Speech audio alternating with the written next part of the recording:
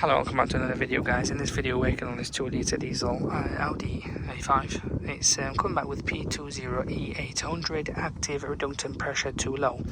Now if you're getting this, I have seen on a lot of other videos and forums as well, it really varies.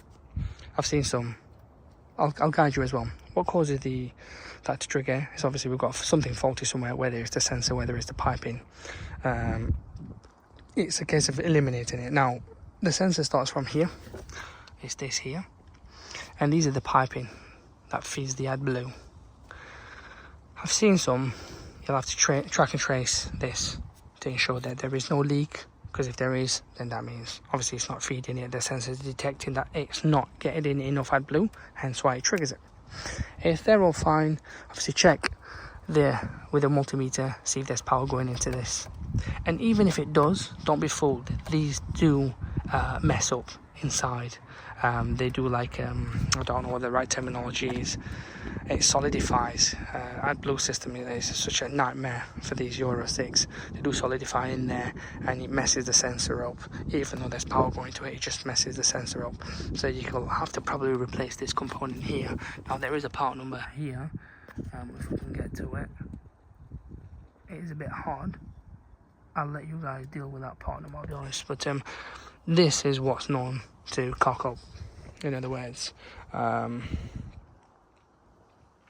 said, track and trace all the way. If it's not that, then you can change this.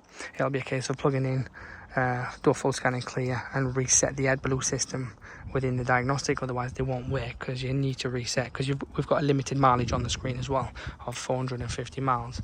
The other thing would be, if you guys do, this is down to you, this is your decision, would be to do an AdBlue delete, which a lot of people do nowadays. But then again, the issue you'll have will be, if you do the AdBlue delete, you'll then get like DPF issue later on, so you'll just have to thrash the car here and there, which is normal for diesel cars. You'll have to thrash it, but that's down to you.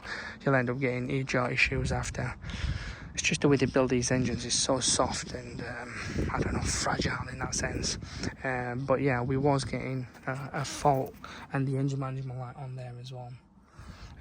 But yeah, they're the solutions. I don't know the sensor, maybe 100, 200 quid, maybe around this, maybe less, maybe more. If it's a feed pipe, then it's a feed pipe. Yeah, you know, I couldn't really guarantee how much they are, you'll have to check. But this, we would recommend OEM, not aftermarket, because they will do mess up again. And AdBlue delete is probably around 150, 200 quid-ish, depends who does it. But yeah, that's the way around it, guys.